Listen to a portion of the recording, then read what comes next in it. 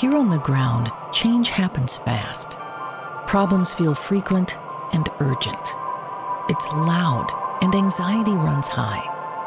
From a satellite view, the Earth looks the same as it did thousands of years ago. We've been here before. Let's learn from our past and shoot for a better future.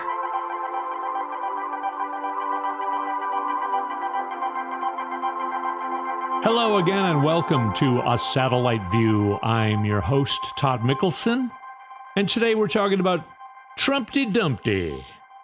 He was sitting on a wall, but now he's having a big fall. The Republican Party is still sitting on the wall, soon to have a big fall. Fox News and Fox Corporation even looking like they could be having a very bad year coming up. Some new developments in that mess. I know we talked a little bit about the Dominion thing in the last episode. More layers. And it's not good for Fox Corporation, which is the overall company that Fox News is within. And it's also not good news for some individuals. But first, let's talk about Trumpty. So today is March 21st. I'm speaking at you from March 21st, 2023 in the space and time continuum. It's the Tuesday. I'm going to be arrested on Tuesday of this week. That's what Trump said on Saturday. It's almost 5 o'clock Central Time, and he has not been arrested. Now, keep in mind, being arrested does not mean they're going to break into Mar-a-Lago and drag him out, kicking and screaming in handcuffs. It means he's going to probably surrender himself. He and his lawyer. Tacopino. All of his lawyers sound like they're mob bosses. They're, mob lawyers, mob bosses. Call the TAC. We're getting low. We're getting low on the lawyers we can use. Most of them are burned out. They're all, having to defend themselves. They all have their own lawyers now. We got a few left. Call the TAC. Tacopino. He'll come through for us. So Tacopino is this crazy guy, and he's been going on TV saying crazy stuff about the case. He's been talking about the Stormy Daniels case in New York because he's Trump's lawyer for that, and that is the arrest that we're talking about. It's in that case with Alvin Bragg, the district attorney in New York. The TAC. I don't know, a couple years ago or a few years ago, he was on TV talking about how Trump was totally criminally liable and guilty in this whole Stormy Daniels thing. And now he is Trump's defense lawyer in the Stormy Daniels thing, and he's saying stuff like, it's not, he didn't do anything. He didn't do anything. He didn't commit any crimes. This is a silly lawsuit. It's a witch hunt. And if they actually do indict him, it's going to catapult him into the White House. And that's also what Marjorie Taylor Greene is saying and other people. And it's just insane. They think that this guy who goes against all of their moral standards, but also pretty much, America knows. They know how guilty he is in all of these cases. And they think that him actually then being indicted on any, and probably a lot more than any one of them, they think that's going to help him. The case in Georgia is insane. And now Fani Willis, who has experience in prosecuting RICO cases, is probably going to make this into a RICO case.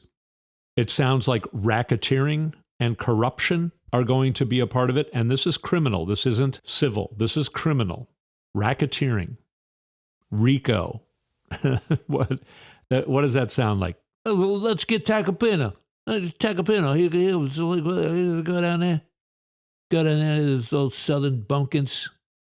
That goddamn DA down there.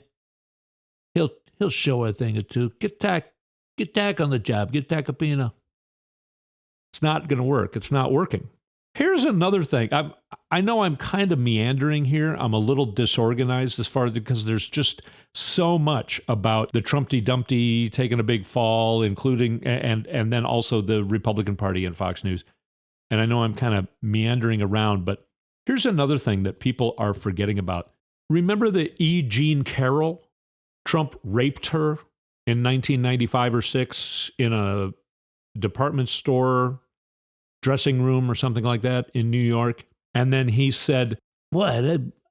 I didn't do that. And even if I did, she's not my type. I mean, I do rape people, but I wouldn't have raped her."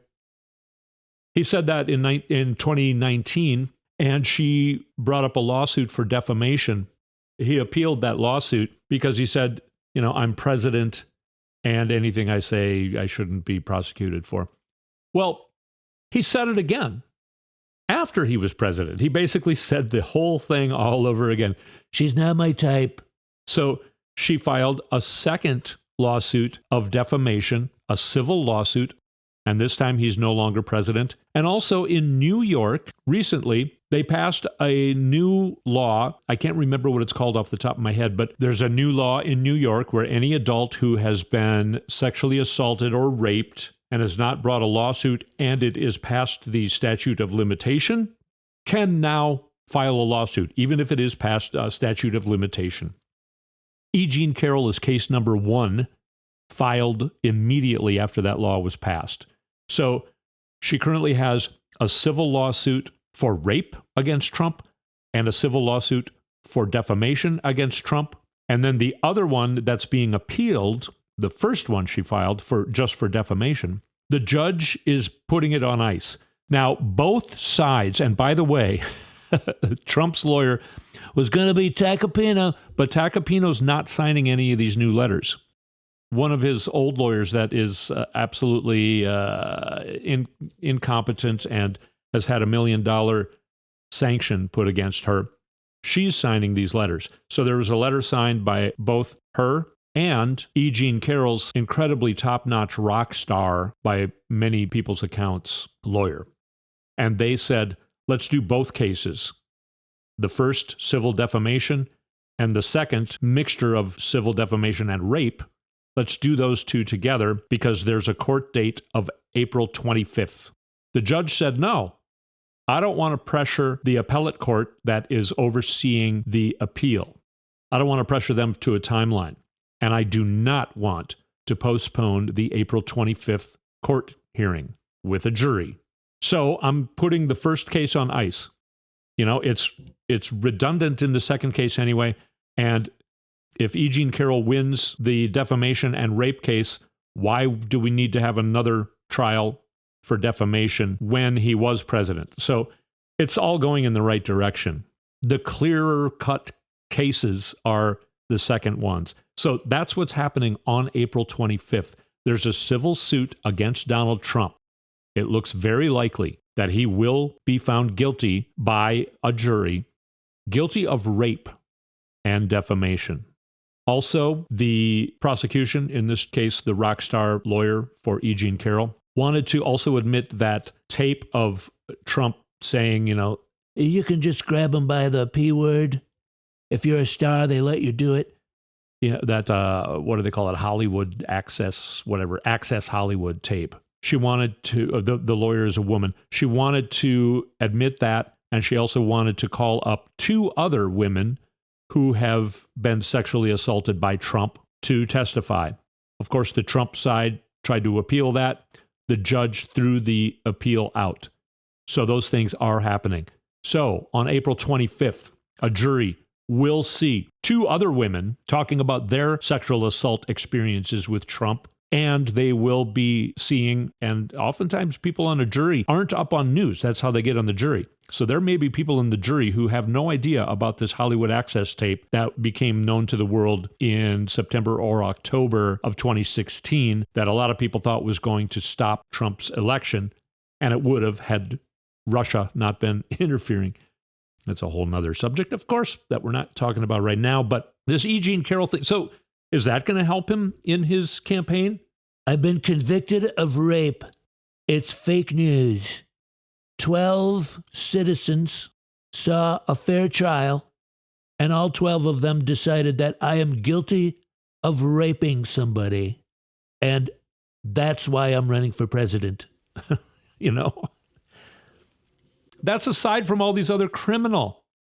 Oh my God. Anyway, and the Republicans think that's going to help him. It's going to catapult him into the White House, which kind of proves my point about the shambles that the Republican Party is in. I talked a lot in the last episode or two about the Republican Party not knowing what they're doing. For instance, Jim Jordan wrote a letter Monday morning. Now, Kevin McCarthy on Saturday, I think, said, I'm going. That's how he talks. He has to take before every sentence. I'm going to instruct all of the committees to investigate this, So he's saying that the committees need to investigate Alvin Bragg, the district attorney from New York, who's probably going to indict Trump within the next couple days. McCarthy tells them to do it. Jim Jordan and James Comer, I think, is even dumber than, I think he's definitely dumber than Jim Jordan. Jim Jordan does not know what he's doing. None of them know what they're doing. Kevin McCarthy doesn't know what he's doing.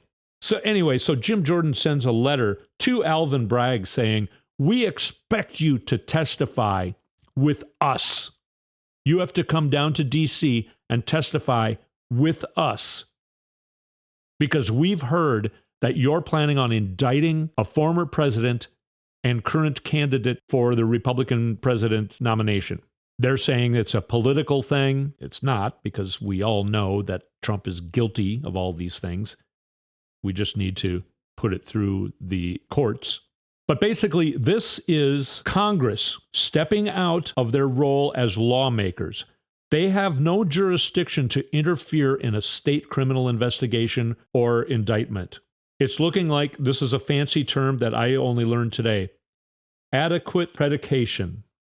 That means basically it looks like there's plenty of evidence to open a criminal obstruction of justice probe against Jim Jordan, Kevin McCarthy, James Comer, and anyone else who's trying to interfere in a state criminal investigation. This is how dumb they are. And it's being shown to all of America. So this is part of why I say the Republican Party is also right behind Trumpty Dumpty and taking that big fall.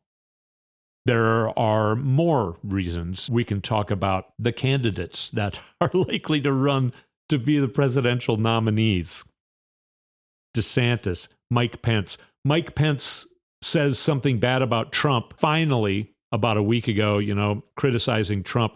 Well, Trump is basically those gigantic worms under the sand in the movie Tremors. So now, Trump's going to come after Pence. So, be careful when you start to talk against Trump, because he's just going to be throwing the poop at you until you drown in feces. It's already starting with DeSantis. DeSantis doesn't know what he's doing, and he seems to be the new darling that everyone thinks is going to replace Trump. A lot of weird things coming out about him over the last week. And he's their new darling. The thing he said about Ukraine is that it's really not a thing. We shouldn't even be thinking about it. We certainly should not be helping Ukraine. That goes against 64% of what Americans think, and it goes against what almost all of the huge Republican donors think. So how is DeSantis going to be able to be a candidate? Okay, it's time for a break, but when we come back, we're going to go more into this. You're listening to A Satellite View. I'm Todd Mikkelson. We'll be right back.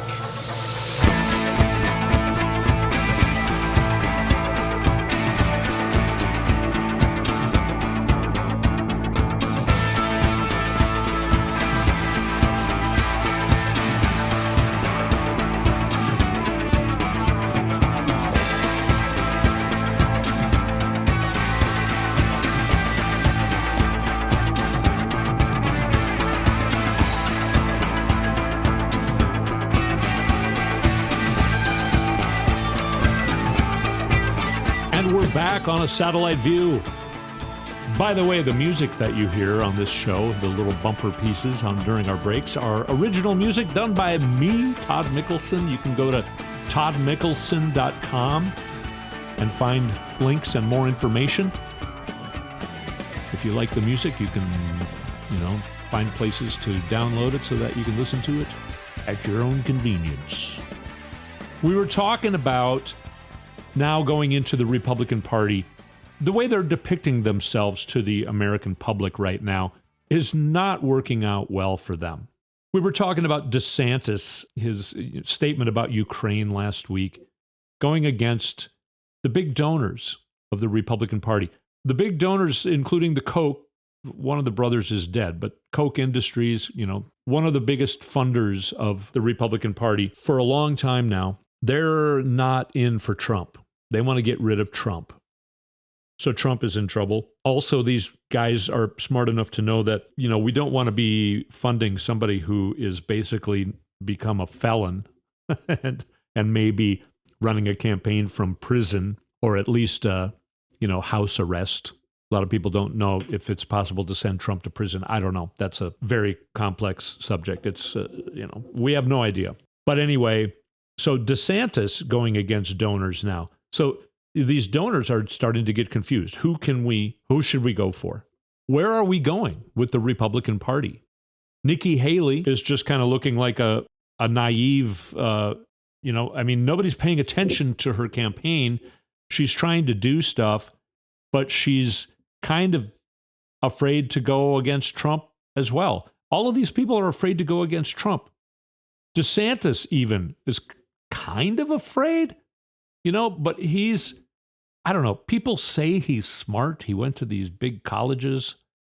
I don't see it. And he's very abrasive. The weird stuff coming out about him, the way he eats, like he was eating pudding with his fingers. When he's having a meeting with somebody and it's like a lunch meeting, he eats like an animal who has not eaten for a week. It just sounds like he's really kind of a freak. He seems like it. Whenever I see him talk on TV, he seems like a freak. Remember when he yelled at those kids for having masks on? And then he just kind of talks like this. This is how he talks. So I don't know anything about paying a porn star to stay quiet during a campaign, but I also think they shouldn't be arresting Trump. I think that's just weaponizing of the government, and I don't know what to say about it because I'm doing stuff in Florida, like I'm interfering in private business practice by telling Disney that how to do business, and I'm also making sure that kids have no books to read, and I'm doing a great job, and that's why I'm going to be your next president. How's that going to go? Mike Pence, sort of talking like a preacher on Sunday morning a little bit, but very quiet and just smug. Who else they got? I mean, all of them. They don't have a good candidate. They don't have anybody in the party anymore that can win elections. The people who are winning elections are in, absolutely red districts that are gerrymandered to make sure that, oftentimes they don't even have a challenger. But otherwise, I mean, when you get into the national stage, there, of course, you've heard me say a million times that Republicans have had to cheat for the last 50 years. There has not been a legitimate Republican president elected since Eisenhower in the 1950s. Every president that's a Republican since then has cheated in their elections. So they know they can't win. In Minnesota, they haven't been able to win a state seat, senatorial, gubernatorial, attorney general, secretary of state. All of the statewide elections, Republicans have not won since 2006 in Minnesota. It's going that way with the country as well. I really don't think the Republicans are going to be able to get in the White House ever again. Think about this. The last count, the last sort of time this was reported on, registered voters in the United States, 24% at the last count was in September of 2022. 24% of voters are registered as Republicans. 47% are registered as Democrats, almost 2 times more. I don't have the number for people who are registered as independents. They're also, a significant amount. But the number that is not significant are registered voters who are registered as Republicans. Now, also, there was a poll taken about the insurrection. 27% of Republicans think that there was no insurrection.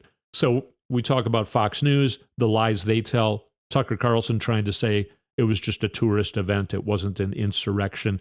27% of Republicans think it wasn't an insurrection, but only 24% of voters are registered as Republicans. So what is that? The kooks, the Trumpers, doing math in my head, what is that, 6% of registered voters then? 6%? 1/4, basically, of 24%. Let's say 6% of voters are Trumpers, are MAGAs. Yet, Kevin McCarthy is instructing his committees to basically protect Trump in these indictments. What does Trump have on you, Kevin? Why did you say that Trump was responsible for the insurrection? You said that about 2 weeks after the insurrection. And then about a week and a half after that, you went down to Mar-a-Lago. And ever since then, you've been trying to protect Trump. What did he tell you in that meeting down in Mar-a-Lago? What does he have on you, Kevin? What does he have on Jim Jordan? What does he have on these? Now, some people like Marjorie Taylor Greene or Lauren Boebert, I think they're true believers. But what does Trump have on Kevin McCarthy? Why is Kevin McCarthy trying to appease 6% of registered voters? Why is he going all out just for that 6%? How are they going to win an election with 6% of the voters? If Trump is the nominee, how are they going to win the election? Also, if Ron DeSantis is the nominee, how are they going to win the election?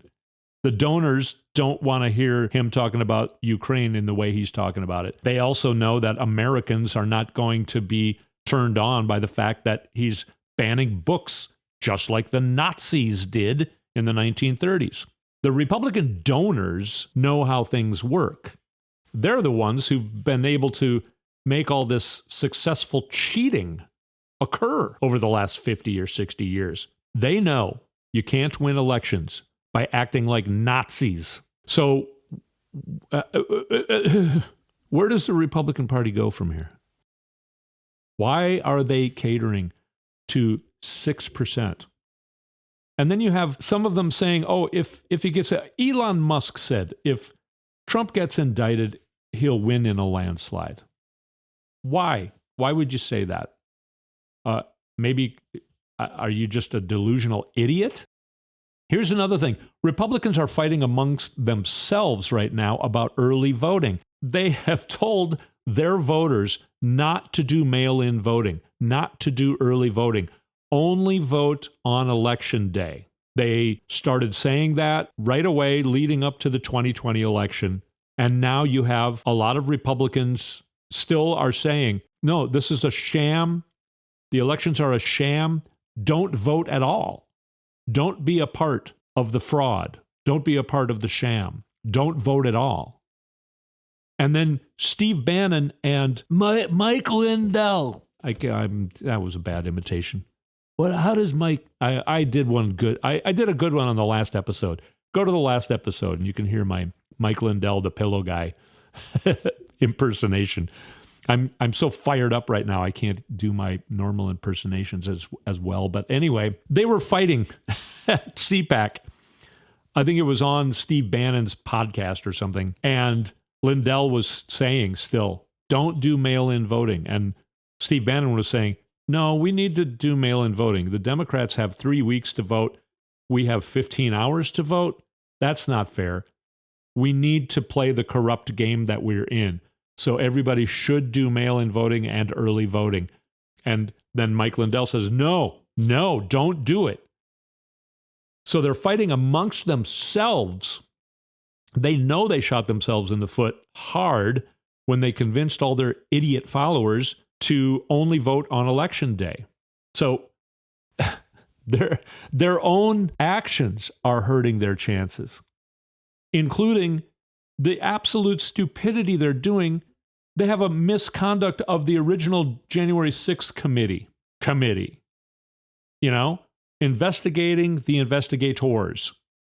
And it's going horribly for them. They look like idiots. Every day that there are committee hearings, there are at least 10 just of the most incredible sound bites you can find that Democrats can use for ads during their campaigns. The Democrats are looking great and looking like they really understand things and know how things work, and they're pointing out that the Republicans have no idea what they're doing. They don't know what they were elected to do. So the display that they have their chance. Be careful what you ask for. You wanted the House back. Now you're in charge of these committees, the committees that you're putting together. This weaponization of government committee. It's a disaster for Republicans. It's a disaster for Jim Jordan. And they're back to the Soros thing, trying to go against District Attorney Alvin Bragg, who's likely to indict Trump very soon. It was supposed to happen today, according to Trump. But they're all saying that he's backed by Soros. This is their dog whistle anti-Semitic thing. They hate Jews. Republicans hate Jewish people. Period. Also, then you get help from the states. South Carolina wants to execute women who receive abortion care. South Carolina wants to execute women who receive abortion care. Women who find out that their fetus is dead or their fetus is going to die within minutes after the fetus is born. Those women need to have an abortion. And South Carolina wants to then execute them. They want to kill those women. One guy in one state said in executions, he wants to bring back hanging people from trees. This is the Republican Party right now. These people are elected Republican officials. And we're going to have more than a year of GOP primaries, Trump and DeSantis going back and forth between each other, DeSantis trying to figure out how to handle Trump, called the Meatball Ron. He's Meatball Ron. I'm not going to call him that, but I just called him that again. Meatball Ron. And DeSantis just going, I don't know how to handle that. I don't know what Meatball Ron means. I don't know how to pay a porn star. I don't know what any of that is. I'm just doing things that the Nazis did in Florida. We've got 18 months of that coming up. And that's how they think they're going to get in the White House. All right, talking about Republicans being anti-Semitic, there's a little bit of it injected in a brand new lawsuit against Fox. Fox Corporation and Fox News. A whole brand new development just happened today. We're going to take a break, and when we come back, we're going to talk about that. You're listening to A Satellite View. We'll be right back.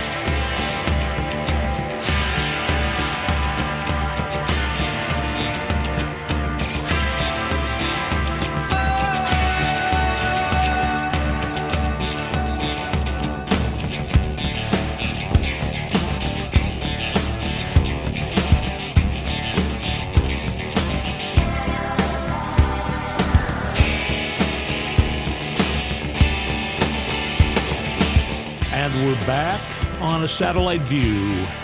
Todd Mikkelson back with you. And it is a couple days later. I'm now speaking at you from March 23rd, 2023 in the Space and Time Continuum. Yesterday was my mom's 81st birthday, so I didn't finish the show yesterday. What's been happening with me doing this show is I do the first two segments, and then maybe 2 days later, I end up doing the third segment. I always have some sort of excuse, like my mom's birthday, my daughter last weekend in town before she goes back to college, things like that. And it's turning out to be kind of a fortunate thing. Some of the things I was talking about in the first two segments have had new developments. For instance, I talked about the letter that Jim Jordan and James Comer sent to Alvin Bragg. Well, the DA's office has sent a letter back just today, actually, to them. I think it's addressed to both James Comer and Jim Jordan. And it's kind of funny because it's explaining how they're breaking the law. It's explaining to them how they don't have the right to do what they're doing. It's explaining to them how they're going against the United States Constitution and the separation of federal and state powers. It's explaining to them how they are the ones who are weaponizing their power in Congress. And it's kind of almost written like they're explaining it to a 10-year-old boy, which, of course, that's what Jim Jordan is. He's a 10-year-old bully. I mean, hey, why are you hitting yourself? Why are you hitting yourself? Why are you hitting yourself? He's the bully on the playground, bullying the younger little boys. Why are you hitting yourself? Why are you hitting yourself? And the fact that there's nobody in his office that is counseling him on, you shouldn't send that letter to the New York DA's office because you don't have the power to do that and you're infringing upon states' rights. I thought states' rights was something that the conservatives and the Republicans were all for, but only when it serves them. Anyway, that's a new development on that I found pretty interesting. Also, new developments is the Smartmatic going against Fox. It is a $2.7 billion lawsuit. So add that to the $1.6 billion Dominion lawsuit, you come up with 4.3. I think on an episode or two ago, I said that some of the lawsuits are adding up to $5 billion. Well, there's a new lawsuit that I mentioned right before we ended the last segment that I said I was going to talk about. And that's where we're going to go next. I also did some deeper digging into Fox News. And again, like we like to do here on a satellite view, is go back in time. January 1970. Wow, we keep going back almost to that point quite often here on the show. During the Richard Nixon administration. Richard Nixon's top aide, H.R. Haldeman, urged him to hire the young media consultant Roger Ailes as his television advisor. Nixon, who was obsessively image conscious, even for a politician, would often complain that he needed someone to advise him on how I should stand, where the cameras will be, and even whether to hold the phone with my right hand or my left hand. Haldeman reported in a memo that I think Ailes is probably the best man for the job, so he was hired as a consultant. He was even advising Nixon when Nixon was on the Michael Douglas show in 1968, which would have been during the presidential campaign. Now, if you know Roger Ailes, he's basically the one who developed Fox News. Well, it wasn't really his idea. I've mentioned this before on this show, but Richard Nixon was really upset about, all the protesters and the goddamn hippies and druggies. Why is the media always telling the goddamn truth? Don't they know it's gonna kill me? We need our own media. We need goddamn GOP TV. And Roger Ailes was always right there to listen. So I'm reading from a couple different things. That last one was, I think, from the New York Times. Here's another one from something called The Week. If Fox News had a DNA test, it would trace its origin to the Nixon administration.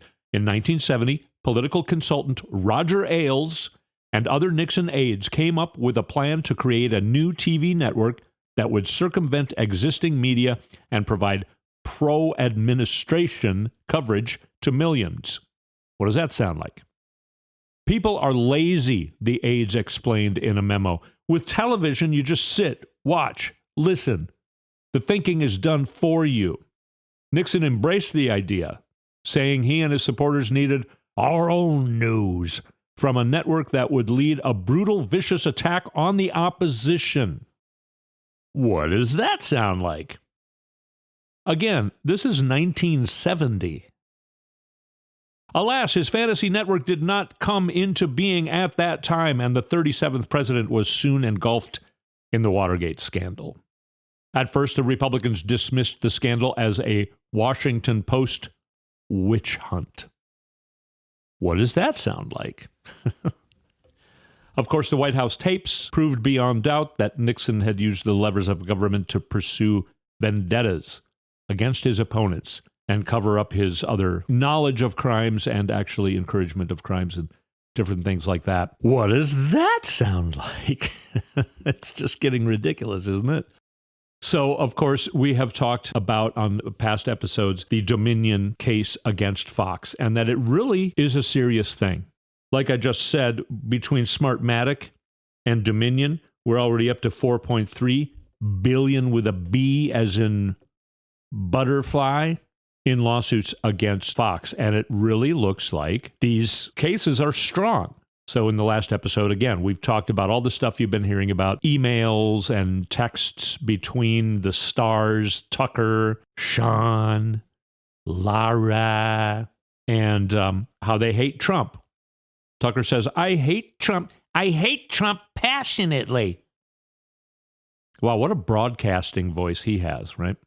So now, a Fox News producer on Monday, just this last Monday, filed a pair of explosive lawsuits against the right-wing talk channel, alleging that the network's lawyers coerced her into providing misleading testimony in Dominion Voting Systems' $1.6 billion defamation case against the company. The lawsuits filed by Abby Grossberg, who worked as a senior booking producer for Maria Bartiromo and most recently head for booking for Tucker Carlson, accused Fox's legal team of having engaged in wrongful conduct as it prepared her for a pretrial deposition in the election technology company's case, the Dominion case.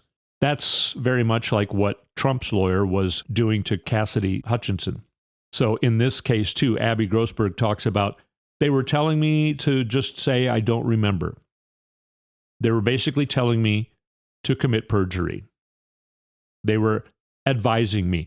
The lawyers, the Fox lawyers, were advising me that in my deposition, I should perjure myself. The lawsuits from Grossberg, who has since been placed on administrative leave by Fox, were filed in Delaware Superior Court and the U.S. District Court for the Southern District of New York. Fox News attorneys acted as agents and at the behest of Fox News to misleadingly coach, manipulate, and coerce Ms. Grossberg to deliver shaded and or incomplete answers during her sworn deposition testimony, which answers were clearly to her reputational detriment, but greatly benefited Fox News. This is what the lawsuit is stating. The Delaware lawsuit alleged that the concerted efforts and actions from Fox's legal team ultimately caused Grossberg to testify in a way that portrayed the facts in a false light in order to shift culpability away from senior Fox News executives and away from Fox Corporation. That matter is important because Fox Corporation, the parent company of Fox News, has asked to be dropped as a party in Dominion's lawsuit by arguing that it does not play a big role in the coverage decisions at the network. Now, this lawsuit also includes Grossberg's talking about the work atmosphere, okay? In her lawsuit, Grossberg also made a number of eye-popping allegations about the workplace environment at Fox News, accusing the network of rampant sexism. Grossberg, who indicated she was passed over for a top job on Bartiromo's show because the network preferred it be filled by a male.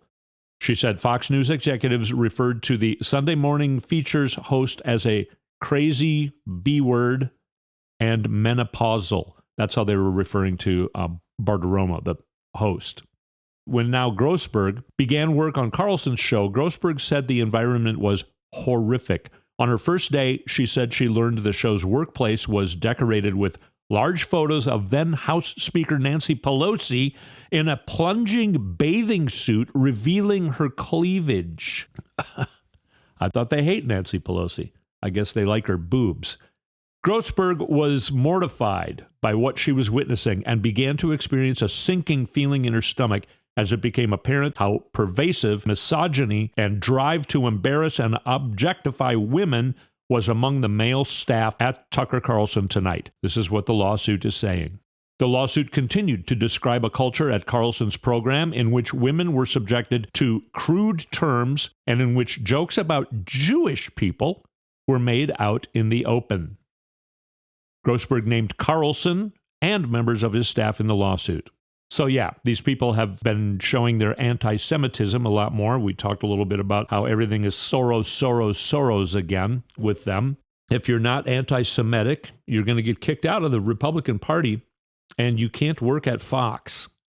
That's what I was mentioning in the last segment about how we're going to go a little bit more into the anti-Semitism of the conservatives and the anti-Semitism at Fox News and the sexism and harassment. Remember Bill O'Reilly? Early in 2017, the New York Times reported that Bill O'Reilly and Fox News had paid 5 women approximately $13 million to settle various sexual misconduct lawsuits, which led to the networks terminating O'Reilly's employment. And this is how it works. O'Reilly paid legal analyst Liz Wheel $32 million for allegedly initiating a non-consensual sexual relationship with her, led to him being dropped by the United Talent Agency and literary agency WME. But first, it starts with him taking a 2-week vacation and then never coming back. First, actually, it starts with him losing all of his advertisers on his show. Then he takes a 2-week vacation, and then he never comes back. This happened to Lou Dobbs more recently. Is it going to happen to Tucker Carlson? Tucker Carlson right now is really probably the biggest headache to Fox. Not only is he costing them money by continuing to spread lies about January 6th, the exact thing that Fox News is not, they're being sued for lying about the 2020 election, and Tucker Carlson is continuing with the lies that he knows they are lies. Also in January, former Fox News staffer Laura Loon helped seal the late Roger Ailes' reputation after his resignation as the network's chairman in July of 2016. You remember that? She publicly alleged that he had sexually abused her for 2 decades and blackmailed her into becoming his sex slave. In January, Loon filed suit in a New York state court against Fox News, its parent company, and former Fox News president Bill Shine, saying the network was complicit in controlling her personal life and blaming the abuse for the psychological and physical toll she has suffered since. Her suit cites the new Adult Survivors Act. That's the new law that I mentioned in the last segment or the one before that. I couldn't remember the name at the time. It is called the Adult Survivors Act. That's the one that E. Jean Carroll is number 1. She was the first one to use that new law to sue Trump for defamation and rape. So anyway, Laura Loon, her suit that she just put up in January, cites that new Adult Survivors Act, passed last fall by the New York State Legislature, that lifted the statute of limitations on sexual assault claims for a year. Shine left the network in 2017 and became White House Communications Director for the President Donald Trump. Shine is the ex-president of Fox. So Shine's the one who left in 2017 and then started to work for Trump. His departure was part of an ongoing purge of executives and stars amid a crush of sexual harassment allegations at Fox. Shine and many other executives knew of and enabled the abuse, which ultimately caused severe despair and devastation for Laura Loon. She is depicted in the movie Bombshell. If you remember, Bombshell came out, I believe, in 2019, maybe late 2018. I think it came out in late 2018. Anyway, it's where Charlize Theron is playing the part of Megyn Kelly, and Gretchen Carlson is also depicted in the movie. It's the whole story about Gretchen Carlson bringing a suit against Roger Ailes and Fox, and it led to Roger Ailes being fired. He died shortly after. Another thing that came out in the last couple of days, Stephanie Grisham, who was the press secretary who never once had a press briefing for Trump. She later wrote a book. She turned against Trump after January 6th. She regrets not turning against him before that. But she said the White House and Fox were very intertwined. Jim Jordan saying, why did Biden tell Twitter not to do the laptop story? Well, the White House would make up stories and report them to Fox. Stephanie Grisham, if she got a call from she would get calls from Tucker Carlson. So this is like the host of a Fox News show calling the press secretary of the President of the United States. And if she didn't get back to him quick enough, then Tucker would go crying straight to Trump. And then Stephanie Grisham would get a big talking to by Trump. You need to call Tucker back right away. You can't make him wait. He's my boy. He's my little boy over there. Just absolutely disgusting. If that story alone about phone calls between Tucker Carlson and the press secretary of the President of the United States, if that story alone was told in the year 2015, it would have brought down the presidency. But now, we're here. That is all the time we have for this episode. I hope to talk to you sooner. Again, trying to speed up the frequency of these episodes. So far, I am the talent and production and research department editor. So I'm going a little slower than I anticipated, but we're going to pick up the pace. There's so much going on, and we need to talk about it. Thank you so much for listening and supporting this show. We will talk to you soon.